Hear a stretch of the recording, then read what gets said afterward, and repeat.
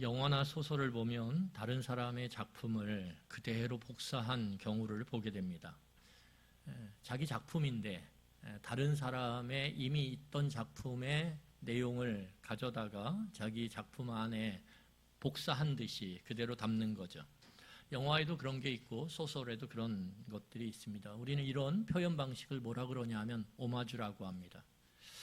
이 오마주 기법은 몇 가지 조건이 성립이 돼야 이게 오마주다 이렇게 말할 수 있는데, 이 오마주가 되려면 첫 번째, 그 원작자의 허락이 있어야 됩니다. 원작자의 허락이 없이 가져다 쓰면 안 됩니다. 두 번째가 뭐냐면 그 원작자의 허락하에 그 원작자를 존경하는 마음이 있어야 됩니다. 그 사람의 작품이나 그 사람의 그 모습을 존경하는 마음으로 그렇게 허락을 받고 가져다가 쓰는 것입니다. 세 번째 조건이 뭐냐 하면 원작의 내용을 훼손하면 안 됩니다. 원작의 내용을 그대로 가져다가 자기 작품에 담는 것입니다. 네 번째가 뭐냐 하면 그렇게 원작의 작품을 그대로 가져다가 자기의 작품에 담을 때 그 원작자나 원작의 가치가 더 올라가야 합니다. 만약에 그걸 우스꽝스럽게 만들거나 아주 보잘것없게 원작자와 원작의 내용을 만들어버리면 그건 오마주라고 얘기할 수가 없습니다. 그런데 이 오마주하고 비슷한 느낌을 갖는 게 있는데 그게 뭐냐면 표절입니다. 표절은 비슷한 것 같지만 전혀 내용 자체가 달라요. 여러분, 표절도 어떻습니까? 복사하는 거죠. 남의 것을 가져다가 내 것에 그대로 복사해서 넣는 거예요. 그래서 오마주랑 언뜻 보면 비슷해 보여요. 하지만 오마주와 표절이 다른 게 뭐냐면 표절은 우선 원작자의 허락이 없어요. 원작자에게 허락을 받지 않고 임의로 그것을 몰래 가져다가 자기 작품에 그대로 복사해서 사용하는 것입니다. 이걸 뭐라 그러냐면 우리는 도용이라고 얘기합니다. 도적질해서 사용하는 것. 그리고 이 표절의 목적은 원작자의 이름이나 원작의 어떤 가치를 더 높이기는커녕 몰래 도용한 것이기 때문에 자기의 이익을 극대화하는, 원작자에게 어떤 대가도 치르지 않습니다. 자기의 이익을 극대화하는 쪽으로 이 표절을 사용합니다. 그래서 원작이나 원작자가 초점이 아니라 내가 초점입니다. 이 표절은. 그래서 이 오마주와 이 표절은 비슷한 듯 보이지만 복사라는 측면에서는, 하지만 그 속을 들여다보면 전혀 다른 그런 차이를 갖고 있다라는 거예요. 여러분, 우리 시대는 교회가 두 가지의 길을 걷고 있습니다. 하나는 교회가 오마주의 길을 걷고 있고 하나는 표절의 길을 걷고 있는 교회가 있다라는 거예요. 이 오마주의 길을 걷는 교회는 예수 그리스도를 경외함으로 그 예수 그리스도께서 원하시는 교회, 바라시는 교회를 기꺼이 대가를 치르고 그렇게 세워갑니다. 그래서 이 오마주의 길을 걷는 교회는 누가 드러나냐 하면 그 교회를 세우신 원작자, 곧 하나님과 하나님의 영광이 드러나는 교회, 그것이 오마주의 길을 가는 교회입니다. 그에 비해서 표절의 길을 가는 교회가 있는데 이 교회는 어떠한 대가를 치르지 않습니다. 예수 그리스도께서 가셨던 그 길을 같이 따라감으로 치러야 될 대가를 거부하고 이 표절의 길을 걷는 교회는 하나님의 영광과 하나님이 드러나는 게 아니라 목회자가 드러나고 그 교회의 이름이 드러나고 그들의 그 업적과 크기가 드러나는 교회가 된다는 것입니다. 여러분, 이 시대의 교회는 두 가지의 교회밖에 없어요. 오마주의 길을 걷는 교회와 표절의 길을 걷는 교회. 오늘 성경은 우리에게 도대체 너희 교회는 어떤 교회의 길을 걸을 건지 우리에게 말하고 있습니다. 여러분, 오늘 성경을 보면 예수님께서 이 갈릴리 호수를 중심으로 한 갈릴리 지역, 갈릴리 호수를 주변으로 한 갈릴리 지역을 갈릴리라고 해요. 이 갈릴리 지역을 돌아다니면서 하나님 나라의 복음을 전하십니다. 여러분, 우리가 다 알듯이 하나님 나라의 복음은 무엇이냐면 이 세상의 주인이신 하나님께서 이 세상을 다스리고 통치하심으로 세상의 죄와 부정으로부터 우리를 자유케 하신다. 이게 기쁜 소식이라는 거예요. 복음, 곧 기쁜 소식이죠.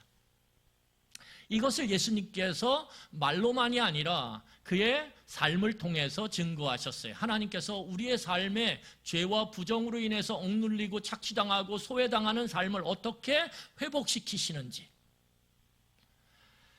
여러분, 오늘 성경을 보면 그 과정 속에서 하나의 만남이 이루어지는데 예수님께서 나병 환자를 만나세요.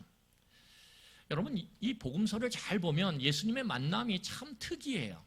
어떤 면에서 특이하냐면 예수님은 강한 자를 만나기보다는 약한 자를 만나기를 즐겨하세요. 예수님은 부자를 만나는 것보다 가난한 자를 만나는 걸 좋아하세요. 예수님은 사람이 많은 곳에 있기보다는 사람이 적은 곳, 소외된 곳에 있기를 즐겨하세요. 여러분, 예수님은 많이 배운 사람들 사이에서 지식을 자랑하고 자기를 뽐내기보다는 배우지 못한 자들 속에서 그들을 바른 길로 인도하시는 그러한 선택을 하셨어요. 그러니까 우리가 복음서를 통해서 예수님의 그 모습을 보면 오늘 우리 시대의 교회가 과연 예수님을 닮아가고 있는 교회인가, 오마주의 교회인가, 우리는 다시 한번 질문을 하게 돼요.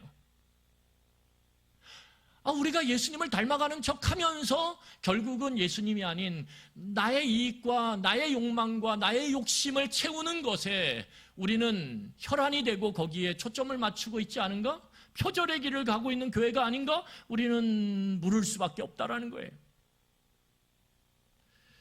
여러분, 이 만남이 참 독특한 것은, 그리고 특별한 것은 이 당시에 나병은, 다시 말해서 한센시병이라고 일컬음받는 그 병은 거의 죽음과 동급에 해당되는 병이에요. 나병 이꼬로 죽음. 그래서 사람들은 나병을 고치는 것은 죽은 자를 살리는 것만큼 불가능한 일이라고 치부했어요. 그러니까 여러분, 사람이 죽음을 벗어날 수 없는 것처럼 나병에 한번 걸린 사람들은 나병을 벗어날 수가 없는 거죠.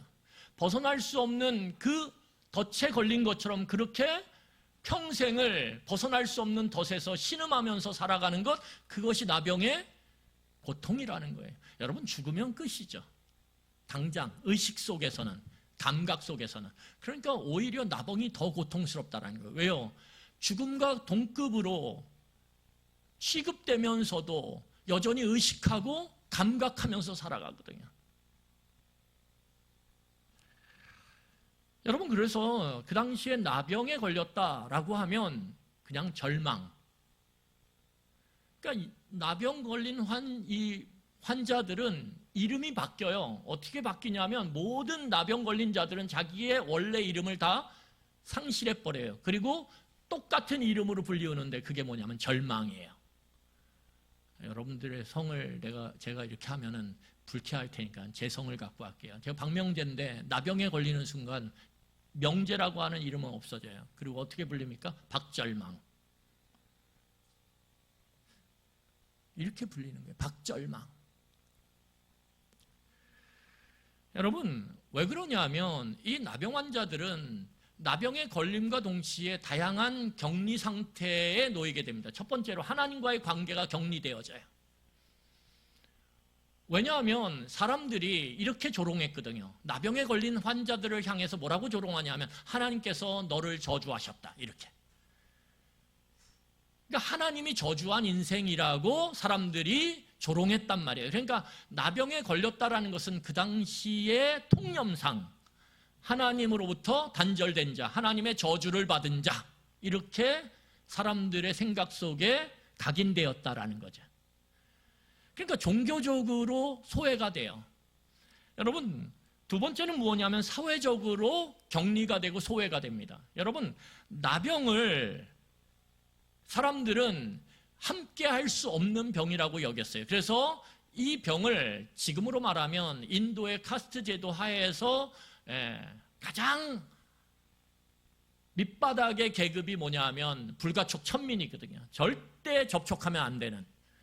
그러니까 이 나병 환자는 그 당시에 사회적으로 절대 접촉하면 안 되는, 대면하면 안 되는 그러한 취급을 받았다라는 거예요. 그러니까 모든 사람들로부터 격리되어지고 소외당하는 그러한 부류란 말이에요. 근데 더 심한 게 있어요. 그게 뭐냐 하면 이 나병 환자는 스스로부터 자신을 격리시켰다라는 거예요. 왜 그러냐면 나병 환자는 나병이 걸림과 동시에 도시 바깥에, 성 바깥으로 쫓겨나서 사회적 격리가 돼요. 절대 회당 안으로 들어갈 수가 없습니다. 하나님을 예배할 수가 없어요. 종교적 격리가 돼요. 그런데 더 중요한 게 있어요. 더 중요한 게 무엇이냐면 스스로를 소외시켰다라는 거예요. 왜요? 이 사람들은 날마다 자기에게 외치거든요. 나는 어떤 사람이라고요? 부정한 사람이다. 나는 죄인이다. 스스로를 향해서 그렇게 외쳤다. 여러분, 사람들에게 소외당하고 격리당할 수 있어요. 그래도 사람이 살아갈 수 있는 이유는 무엇입니까? 나 자신 스스로는 그래도 너는 괜찮은 사람이야. 너는 살만해. 라고 그렇게 끝까지 붙잡고 있기 때문에 그래도 사는 거예요. 그런데 나병 환자가 되면 스스로 날마다 부정해야 돼요. 너는 부정한 자, 너는 저주받은 자, 너는 살지 못할 자. 스스로를 향해서 그렇게 저주를 퍼부어야 되는 인생. 스스로 혐오해야 돼요. 자기 자신을. 여러분, 이만큼 비참한 게 있을까요? 그러니까 나병은 인생 전체가 종합적인 관계 속에서 스스로를 소외시키고 소외당하는 그런 삶을 살았다라는 거예요. 그런데 오늘 예수님과 만나고 있어요. 그러니까 이 만남 자체가 특별하다는 거예요. 왜? 만남이 불가능한데 만나는 거거든요. 여러분, 오늘 12절을 보세요. 우리 12절을 같이 보겠습니다. 우리 12절 한 목소리로 같이 읽도록 하겠습니다. 예수께서 한 동네에 계실 때에 온몸에 나병 들린 사람이 있어 예수를 보고 엎드려 구하여 이르되 주여 원하시면 나를 깨끗하게 하실 수 있나이다 하니. 여러분, 지금까지 나병 환자는 스스로 멀어지는, 물론 사람들이 가까이 하지도 않았지만 나병 환자들은 스스로 사람들로부터 멀어져야 됐어요. 만약에 사람이 이 나병 환자가 있는지 모르고 가까이 왔다 그러면 나병 환자는 반드시 그 사람을 보고 어떻게 해야 돼요? 스스로 물러나야 돼요.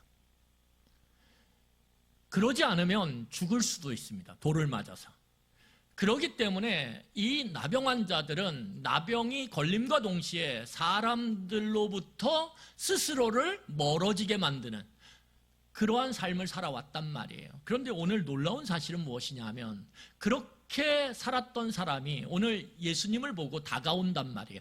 여러분, 늘 사람을 피하던 사람이 사람을 보고 다가와요? 직장에서나 여러분 가정에서 그런 일이 발생하면 사람들이 놀라죠. 사람 피했었는데 어떻게 사람 보고 저렇게 다가가지? 놀라는 거예요. 여러분, 놀라운 장면. 이 12절이 그냥 우리는 읽지만 이 12절에 담긴 그 나병 환자의 그 엄청난 이 만남에 대한 이 의미는 우리의 상상을 초월한다는 거예요. 여러분, 그래서 이 나병 환자가 예수님을 보고 다가오는 이 장면은 그냥 단순하게 다가왔네 하고 취급할 게 아니라 이건 엄청난 희생과 대가를 지불하는 행동이라는 거예요. 왜요? 이 나병 환자가 아까 말씀드렸듯이 정상적인 사람에게 다가오는 건 죽음을 각오한 거거든요. 돌을 맞아서 죽을. 왜? 그 사람이 다가오면 부정하게 돼요. 나도. 그러니까 정상적인 사람은 그 부정하게 자신을 만드는 사람을 어떻게 해요? 밀어내야 돼요. 그러니까 돌로 치는 거죠. 그런데 오늘 죽음을 각오하고 이 나병 환자가 예수님에게 다가오고 있다는 거예요. 그래서 이것이 특별하다라는 거예요. 이것이. 여러분, 왜 다가왔을까요? 그것은 예수님의 그 능력에 대한 믿음, 능력에 대한 신뢰가 없이는 불가능하다라는 거예요. 여러분, 이 나병 환자는 사람들이 지나가면서 하는 그 소리에 민감합니다. 여러분, 사람이요 간절해지면 어떻습니까? 민감해져요. 이제 이번 주 수요일 날 수능을 보는데 그 수능을 보는 아이들이요 지금 가장 예민할 때예요. 부모들의 말과 가까이 있는 친인척들의 말에 아주 민감할 때란 말이에요. 그러니까 긍정적인 말이 아닌 이상 긍정적인 말도 부담스러울 수 있어요. 그러니까 말을 안 하셔야 돼요. 이 간절함은 예민하게 만들어요. 그러니까 이 사람은 자기의 이 나병을 어떻게 하면 고칠 수 있을까에 대한 간절함을 갖고 촉각을 곤두세워서 세상에 떠도는 그 소리에 예민하죠. 그러다가 듣게 된 것이 무엇입니까? 예수님에 대한 소문이에요. 제가 아까 갈릴리 지역에서 예수님께서 지금 오늘 이 나병 환자를 만났다라고 말씀드렸잖아요. 예수님의 그 공적인 생애에 중심됐던, 예수님이 가장 많이 돌아다니시면서 사역을 했던 곳이 갈릴리 지역이거든요. 그러니까 이미 예수님에 대한 소문이 이 갈릴리 지역에는 두루두루 퍼져 있었다라는 거예요. 그 소식을 이 간절함을 갖고 있던 이 나병 환자가 들었겠죠. 그리고 그것이 한 번이 아니라 반복되어져서 들려짐을 통해서 그가 간절함 속에서 예수님에 대한 능력, 예수님에 대한 그 능력에 대한 신뢰가 점점 더 커졌겠죠. 우리는 이것을 쉽게 미루어 짐작할 수 있어요. 여러분, 우리가 어떤 비염이나 이런 게 잘 안 고쳐져요. 그런데 그런 죽을 병은 아니지만 참 내 생활을 계절마다 힘들게 만드는 병이 있어요? 몸에 불편함이 있어요? 그러면 거기에 대해서 누가 좋대더라, 어떤 한의원이 좋대더라, 어떤 병원이 좋대더라 소식이 들려요. 근데 그게 한 번이 아니라 이 사람, 저 사람, 저 사람, 이 사람 이렇게 들려오면 그것이 중첩돼서 쌓이면 어떻게 됩니까? 그 병원 가봐야 되겠다. 내 병을 고칠 수 있겠다라고 하는 믿음과 신뢰가 생기죠. 동일한 거예요. 여러분, 우리가 신앙생활을 하면서 중요한 것이 무엇이냐 하면 간절함을 유지하는 거예요. 간절함. 근데 사람이 간절함을 유지하기가 쉽지 않거든요. 그래서 일명 초심을 지키기가 어렵다라는 게 뭐예요? 모든 사람의 초심에는 무엇이 담겨져 있냐면 간절함이 담겨져 있어요. 그런데 그 간절함이 시간이 지나다 보면, 그래서 시간 속에서 평안해지다 보면 그 초심, 곧 간절함이 사라지죠. 그때부터 문제가 생긴다라고 얘기해요. 그 문제 앞에서 사람들은 다시 간절함을 우리가 가져야 된다, 초심으로 돌아가야 된다라고 표현하는 거예요. 여러분, 놀랍게도 신앙생활에 있어서 중요한 것이 무엇입니까? 간절함이에요. 간절함. 지금 되게 좋은 것 같죠? 그런데 시간이 지나면 다 무뎌지게 돼 있어요. 그래서 간절함을 유지하는 것, 그것만큼 우리의 신앙을 역동적으로 만드는 요소는 없습니다. 여러분, 간절함을 가질 때 하나님의 말씀을 읽어도요, 그 말씀이 내 마음에 박히는 거예요. 내 생각을 바꾸는 거예요. 간절함이 없이 성경을 보잖아요? 그러면 졸음만 쏟아져요. 제가 제 아내가 요새 성경을 읽는데 가서 얘기하면 안 됩니다. 제가 성경을 가면 읽고 있어요. 제가 교회에서 일을 다 끝내고 가면 소파에 앉아가지고 성경을 계속 읽는 거예요. 이제 조만간 일독을 하게 생겼어요. 이제 일독했다고 이제 몇 달 동안 글을 좀 제가 잘 받아줘야 될 것 같은. 그런데 제가 이제 문득 드는 생각이 뭐냐면, 성경을 읽는데 왜 이런 부분에서는 안 바뀌지? 그걸로 치면 저는 맨날 성경을 보고 성경을 설교하는데 안 바뀌는 거 보면 더한 거죠. 더한 건데 문득 그런 생각이 든단 말이에요. 왜 말씀을 보는데 이 부분은 적용이 안 될까? 이런 부분이 가끔 있어요. 여러분, 우리가 간절함을 갖고 말씀을 보면요, 말씀이 나를 변화시켜요. 이 간절함이 중요한 거거든요. 그런데 이 나병 환자에게 간절함이 있었다는 거예요. 간절함. 여러분, 그럴 때 오늘 예수님에게 다가서는 거죠. 다가서고 오늘 그 다가섬을 마주하는 예수님은 다른 종교 지도자들과 달랐다는 거예요. 여러분, 다른 종교 지도자들은요, 사랑과 긍휼을 가르치고 말하면서도 나병 환자가 다가오면 어떻게 해요? 움찔하면서 도망가기가 바빴어요. 아니면 그 나병 환자를 향해 위협하고 돌을 던질 것처럼 그렇게 겁을 줬단 말이에요. 겁박을 했단 말이에요. 못 다가오게. 그런데 예수님은 그 여느 종교 지도자들, 사두개인이나 바리새인이나 이런 종교 지도자들과는 다르게 오늘 그가 다가오자, 그 부정한 자가 다가오자, 저는 오늘 이 13절을 읽으면서 눈물이 나야 된다고 생각해요. 여러분, 우리가 인생 망했다라고 생각하는 사람들이 교회로 다가오지 못하는 이유가 무엇입니까? 그래도 소망이 하나님께 있다라고 어린 시절에 크리스마스 때, 부활절 때 교회 가봤던 그 기억 때문에 인생의 그 절망과 좌절 가운데 그래도 소망을 하나님께 두고 한번 내가 교회 가볼까 했을 때 그들이 선뜻 교회 담을, 교회 문을 넘지 못하는, 문턱을 넘지 못하는 이유가 무엇입니까?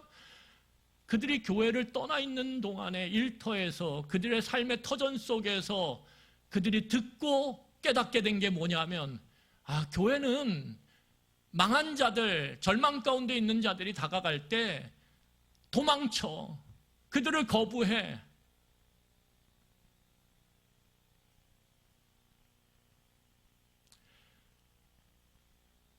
부자들은 좋아하는데 가난한 자는 밀어내.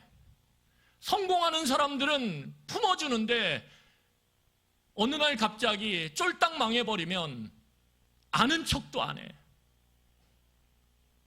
여러분, 그게 표절의 길을 걷고 있는 교회가 보여줬던 지금까지의 모습이라는 거예요. 목회자가 보여줬던 지금까지의 모습이라는 거예요. 그러니까 내가 절망 가운데 있으면서도 이 나병 환자처럼 선뜻 다가오질 못해요. 놀라운 사실은 뭐냐면 13절을 보세요. 13절을 보세요. 우리 13절 같이 읽도록 하겠습니다. 같이 읽겠습니다. 예수께서 손을 내밀어 그에게 대시며 이르시되 내가 원하노니 깨끗함을 받으라 하신대 나병이 곧 떠나니라. 여러분, 놀랍게도 그 사람이 다가오는데 여느 종교자들은 다 밀어냈는데, 다 피했는데, 저주하고 돌로 치려고 위협하고 겁박했는데 오늘 예수님은 다가오는 자를 향해서 손을 내민다라는 거예요. 다가오는 그 부정한 자를 향해서 손을 내밀어서 그를 잡아준다라는 거예요. 여러분, 이 예수님이, 이 예수님의 모습을 따라가야 될 성도들과 교회가 바로 오마주의 교회라는 거예요.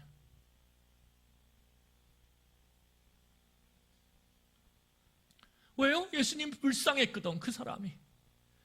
내가 더럽혀지던, 내가 어떤 조롱을 받던, 사람들이 나를 어떻게 보든 상관없어요. 그 사람이 그냥 불쌍해요. 불쌍해요. 저 절망과 좌절과 소망 없이 사는 그 존재, 죽음과 같은 인생을 의식하고 감각하면서 살아가는 저 인생이 너무 불쌍한 거예요. 그러니까 예수님이 그 다가옴을 손을 잡아주시면서 안아주시는 거죠. 이게 오마주의 교회예요.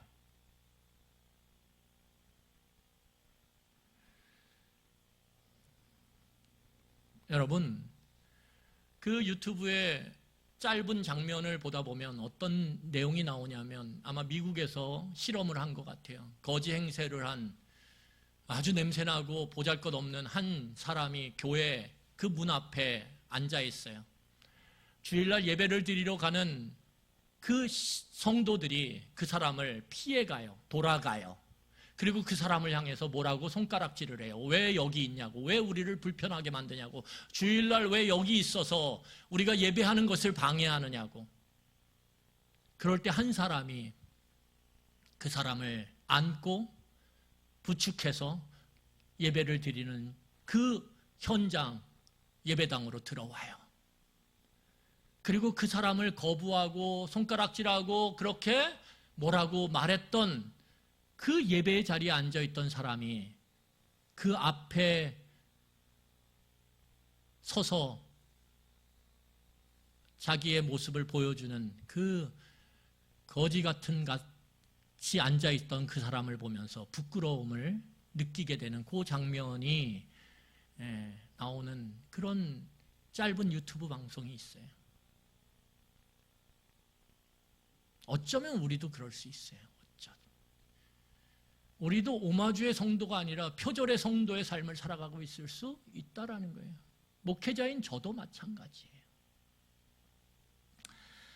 여러분, 오늘 놀랍게도 예수님께서 그 사람을 만지셨어요. 만지실 때 오늘 뭐라고 말씀하시냐면 예수님께서 네가 나병으로부터 자유케 되기를 너무 원한다. 그리고 병아 떠나가라. 그랬을 때 놀랍게도 그 사람이 그 나병으로부터 자유케 되는 놀라운 은혜를 누리게 됩니다. 여러분, 이게 놀라운 거예요. 왜 놀랍냐면 여러분, 구약의 율법은 부정한 자가 다가와서 만지면 어떻게 됩니까? 아까 말씀드렸듯이 그 정상적인 사람도 부정해지는 거예요. 그래서 그 부정한 사람이 다가오는 걸 피했단 말이에요. 그런데 오늘 예수님은 부정한 사람이 다가오는데 예수님은 손을 내밀어서 그를 끌어당겨서 안아준단 말이에요. 그리고 놀랍게도 예수님은 어떻게 됩니까? 부정해지는 게 아니라 그 부정한 사람이 깨끗하게 되어져요. 이게 예수님이 보여주시는 하나님 나라의 모습이에요. 여러분, 하나님 나라는요, 무엇입니까? 내가 부정하고 더럽고 추한 것들을 피하는 그래서 피해서 나의 거룩함을 지켜내는, 나의 깨끗함을 지켜내는 게 아니라 어떻게 해요? 부정함을 향해서 다가가고 그 부정함을 품어주고 부정함을 불쌍함과 긍휼함으로 안아주고 함께 공감해줌을 통해서 그 부정한 사람이 치유되고 회복되어지는, 이것이 예수님께서 보여주시는 거룩함이라는 거예요. 적극적 거룩함. 오늘 교회는 소극적으로 거룩함을 추구할 수 있어요. 죄 되는 건 피하고 뭐 이런 건 피하고 저런 건 피하고 피해. 그러니까 교회는 점점 쪼그라들어요. 이 사람은 이래서 안 되고 저 사람은 저래서 안 되고 다 걸러내요. 그리고 자신들의 생각 속에서 괜찮다고 하는 사람만 교회 안으로 받아들여요. 그래서 교회 안에는 아픈 자, 상한 자, 고통 가운데 있는 자들 없는 것 같이 보여요. 왜? 그걸 표현하면 안 되거든. 그걸 드러내면 안 되거든요. 그러면 소외되기 시작하거든요. 이게 구약의 율법을 통해서 가지게 되는 소극적인 거룩함이라는 거예요. 그런데 예수님은 오늘 구약의 율법은 이제 그걸로 역할을 다했어. 내가 그것을 완성할 거야. 율법을 완성할 거야. 그리고 내가 보여주는 하나님 나라의 적극적인 거룩함이 뭐냐? 그 부정한 사람을 향해 다가가서 껴안아주는 거야. 그래서 그를 회복시키고 치유하는 거야. 우리 안에는 그런 하나님의 능력이 있어. 이게 교회에게 주시는 거룩함의, 적극적 거룩함의 모습이라는 거예요. 무엇을 선택하시겠어요? 율법 안에 머물면서 이건 이래서 안 돼, 저건 저래서 안 돼, 안 돼. 이렇게 살아가는 표절의 교회를 가실 건가? 표절의 성도의 삶을 살 것인가? 아니면 이 적극적인 예수님이 보여주셨던 이 거룩함, 아프면 안아주고 슬프면 같이 울어주고 고통 가운데 있으면 그 고통을 함께 나누며 치유해가는 이 놀라운 함께하는 거룩함, 적극적 거룩함을 통해서 오마주의 교회, 오마주의 성도의 길을 갈 것인가? 여러분, 오늘 한 가지 더 살펴보면 14절입니다. 놀라운 반전이 일어나요. 이 반전에 대해서 우리 살펴보고 말씀을 마무리하겠습니다. 우리 14절 같이 읽겠습니다. 예수께서 그를 경고하시되 아무에게도 이르지 말고 가서 제사장에게 내 몸을 보이고 또 내가 깨끗하게 됨으로 인하여 모세가 명한 대로 예물을 드려 그들에게 입증하라 하셨더니. 여러분, 이 장면에서 예수님이 참 특이해요. 우리의 생각과는 정반대의 행동을 하신단 말이에요. 반전이죠, 반전. 그래서 이 사건이 참 흥미진진한 거예요. 왜요? 반전이 없는 이야기는 재미가 없거든요. 흥미가 떨어지거든요. 그런데 이 14절에서 예수님은 반전의 행동을 하십니다. 그 반전이 무엇입니까? 아니, 나병에 걸려서 모든 사람들이 다 밀어내고 거부할 땐 예수님은 끌어당겨요. 나병에 걸려서 사람들이 외면할 때, 이 예수님은 나병에 걸린 환자가 다가올 때 그를 팔로 잡고 끌어다가 안아버린단 말이에요. 그런데 오늘 그 나병이 났어요. 근데 예수님은 어떻게 하시냐면 이제는 함께 있어도 돼. 누가 뭘 하지 않아. 함께 있어도 돼요. 같이 있어도 돼요. 이제는 꺼리낄 게 없어요. 왜? 나았으니까. 근데 예수님은 오늘 본문에서 어떻게 해요? 나은 사람을 밀어낸단 말이에요. 놀랍지 않습니까? 저만 놀랍죠.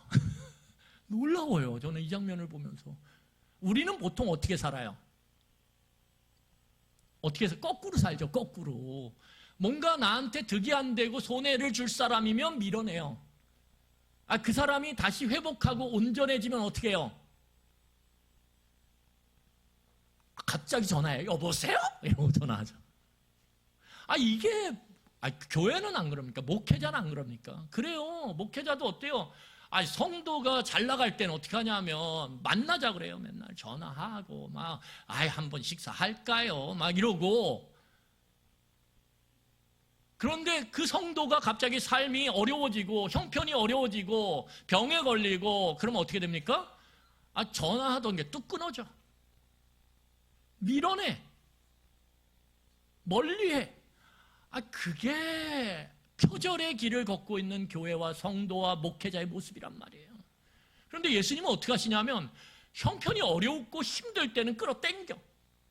그런데 낫고 나니까 어떻게 해요?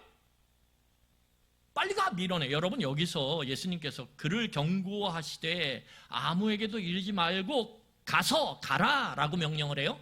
이 가라라고 명령하는 이 구절이 병행 구절. 이 내용이 마태복음에도 있고 마가복음에도 나와요. 그런데 마가복음에 보면 좀 더 구체적으로 표현하는데 뭐라고 표현하냐면 같은 장면을 마가복음 1장 43절에 보면 이렇게 표현합니다. 곧 보내시며 엄히 경고하사 이렇게 나와요. 여러분 여기서 보낸다라고 하는 표현이 뭐냐면 밀어내는 거예요. 적극적으로 밀어내는 거예요. 보내는 거예요. 가! 이렇게. 그리고 어떻게 해요? 엄히 경고해요. 여러분 여기서 엄이라는 게 뭐냐면 화를 내는 거예요. 야 하지마! 이렇게 하는 거예요. 이해가 안 되잖아요. 이해가. 그렇죠? 왜 이렇게 하셨을까 예수님이? 왜 이런 반전의 행동을 하셨을까? 여러분 마가복음 1장 36절부터 38절을 제가 읽어보겠습니다. 마가복음 1장 36절로 38절 보세요. 시몬과 및 그와 함께 있는 자들이 예수의 뒤를 따라가 만나서 이르되 모든 사람이 주를 찾나이다 이르시되 우리가 다른 가까운 마을들로 가자 거기서도 전도하리니 내가 이를 위하여 왔노라 하시고. 여러분 오늘 예수님께서 어떻게 하십니까? 예수님의 그 치유의 능력 때문에 사람들이 예수님께 몰려요. 그러면 우리 같으면 어떻게 해요? 그걸 즐기죠. 여러분 오늘날 목회자들이 유명해지면 어떻게 해요? 그걸 즐기죠. 여러분 교회가 유명해지면 어떻게 해요? 그걸 즐기죠. 교회를 선전하고 알리죠. 목회자들이 어떻게 하면 기독교 방송에 나올까? 교회 방송에 나올까? 그래서 나를 어떻게 하면 알릴까? 여러분 솔직히 말하면 그거 좋아하지 않아요? 목회자들이 책 내는 거 너무 좋아합니다. 별로 읽히지도 않을 책들을 목회자들이 내요. 여러분 학자들이 내는 건 제가 이해를 해요. 근데 목회자들이 설교했던 것들을 가져다가 다듬어서 내요. 왜요? 그렇게라도 자기의 이름이 알려지기를 원하거든요. 다 그렇다는 거 아니에요. 읽혀지지도 않는 책들을 가져다가 종이를 낭비하고 잉크를 낭비하면서 내요. 왜요? 자기 이름이 알려지기를 원하거든요.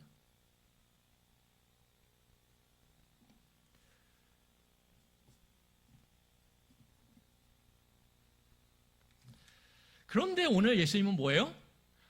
아예 사람들이 찾는데 사람들을 멀리해 버린단 말이에요. 왜냐하면 예수님께서 이 땅에 오신 이유가 자기를 드러내고 자기를 알리고 유명해지고 영향력을 갖고 사람들이 자기를 즐겨찾기에 탁 목록에 넣어놓는 것, 그게 예수님의 목표가 아니거든요. 그래서 돈 벌고 그래서 유명해지고 그게 예수님의 목표가 아니거든요. 예수님의 목표는 뭐예요? 이 복음, 기쁜 소식을 전함으로 그 연약하고 힘든 자들이, 고통 가운데 있는 자들이 하나님을 믿음으로 그 죄와 부정으로부터 자유케 되는 것, 그것이 예수님의 목표거든요.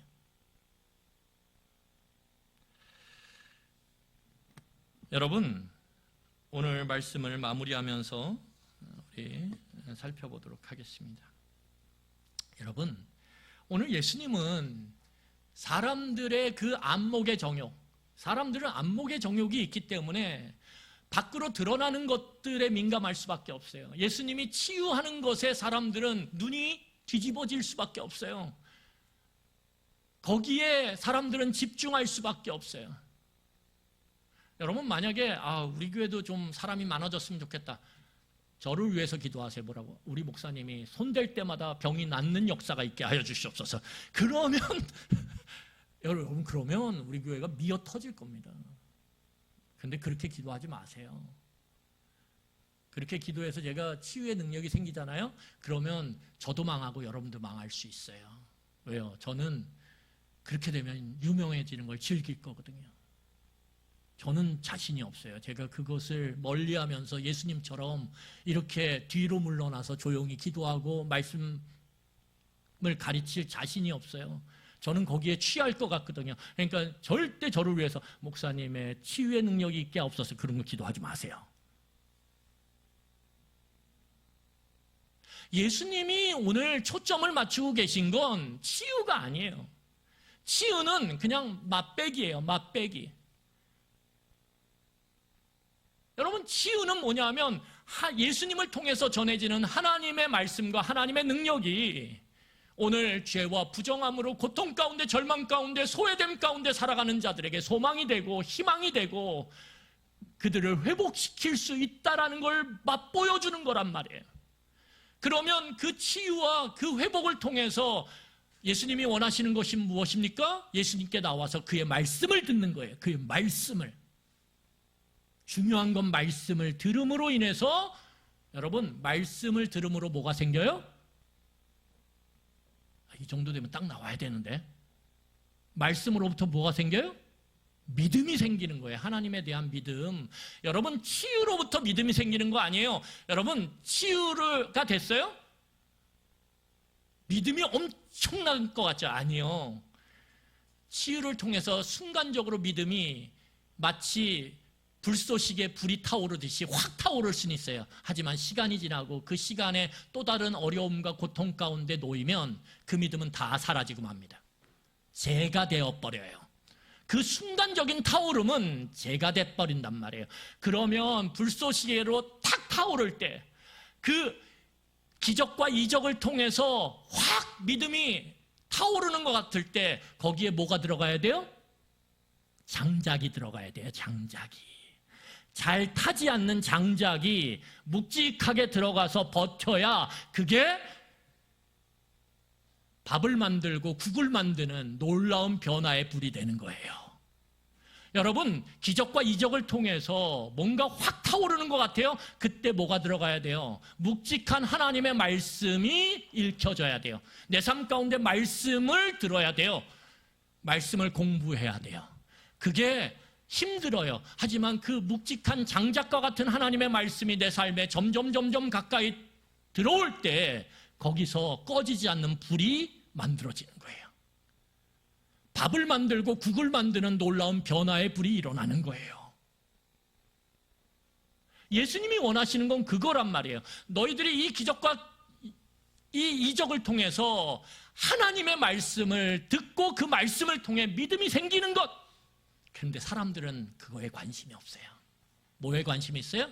이적, 기적. 그래서 내 보이는, 내 느껴지고 감각되는 삶이 뭔가 편해지고 좋아지는 것. 근데 하나님 말씀 들으니까 불편해. 하나님 말씀 들으니까 그거 내가 따르면 손해 날 것 같아. 그러니까 떠나가는 거예요. 말씀을 정리하겠습니다.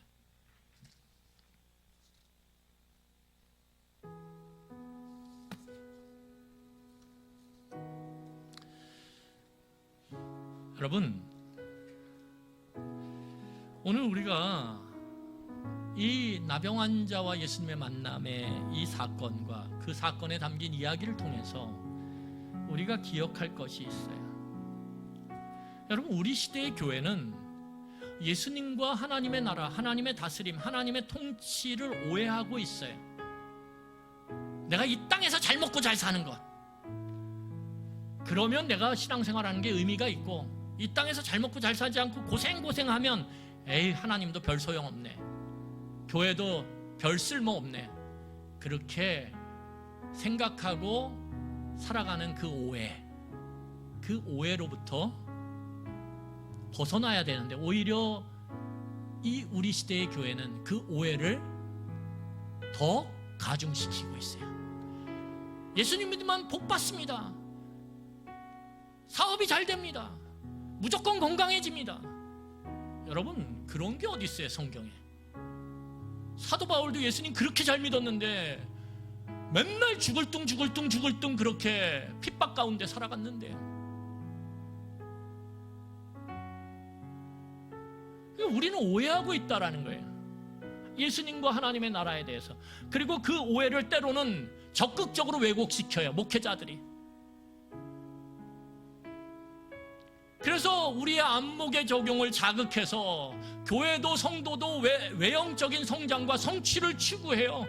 그게 선이라고 가르치고 말해요. 꽝 잡는 게 매라고 그렇게 말해요.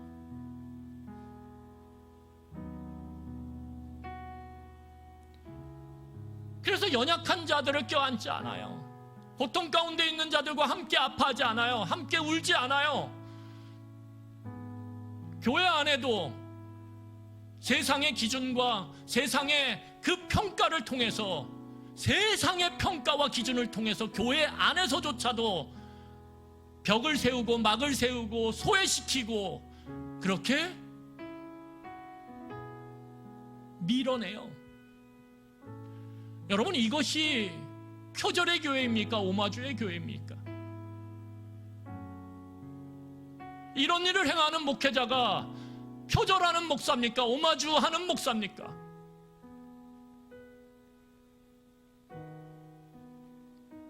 여러분, 우리 시대에 광고도 발달했지만 교회들이 얼마나 선전을 잘하는지 몰라요. 마치 교회가 유토피아인 것처럼, 교회는 한 점의 부끄러움도 없는 것처럼 그렇게 선전해요. 힘있고 큰 교회들은 날마다 엄청난 선전하는 도구들을 통해서 여기 오면 모든 게 해결되는 것처럼 그렇게 선전해요. 마치 광고에서 상품을 선전하듯 그 상품에는 1.1획도 나쁜 것이 없는 것처럼.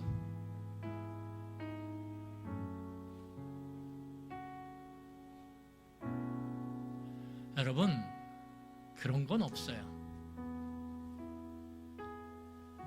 여러분, 우리가 오늘 이 말씀을 통해서 오마주의 교회로 나아가려면, 오마주의 목회자로, 오마주의 성도로 살아가려면 우리가 기억해야 될 게 4가지 있어요.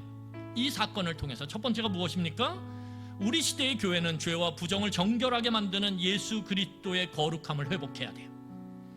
여러분, 기도하십시오. 교회가, 성도가, 목회자가 거룩함을 회복할 수 있도록. 여러분, 거룩함은 무엇입니까? 구별되어지는 거예요. 이 시대와 이 세상 사람들과, 그들과 구별되어질 수 있는 건 딱 하나예요. 뭐예요? 믿음이에요. 하나님에 대한 믿음. 여러분, 믿음이 거룩함을 만드는 거예요. 그 믿음을 위해서 여러분, 우리가 가야 할 길은 무엇입니까? 말씀을 읽는 거예요. 말씀을 가까이 하는 거예요. 우리의 그 삶의 장작더미를 얻는 거예요. 말씀의 장작더미를. 그리고 그 말씀대로 살아가는 거예요. 힘들지만 기도하면서 몸부림치면서 살아가는 거예요. 그럴 때 우리가 깨닫는 거예요. 아, 말씀이 진리네, 말씀이 진짜 백이네. 그럴 때 우리의 믿음은 점점 자라가고 커가는 거예요. 말씀이 없는 신앙생활, 말씀이 빠진 예배, 그것은 믿음을 자라게 할 수가 없어요. 여러분, 믿음이 자라야 어떻게 됩니까? 사랑함이 생기는 거예요. 하나님을 신실하게 믿어야 하나님을 사랑하게 되는 거예요. 믿음이 없는데 어떻게 하나님을 사랑해요? 하나님을 사랑해야 내 옆에 있는 연약한 자를 사랑하는 거예요. 왜요? 하나님이 그 연약한 자를 사랑하거든요. 믿음이 자라야 사랑이 자라는 거예요. 사랑이 자라야 우리가 밀어내던 그 약한 자, 힘없는 자, 고통 가운데 있는 자를 예수님처럼 잡아 끌어당겨서 안을 수 있는 거예요.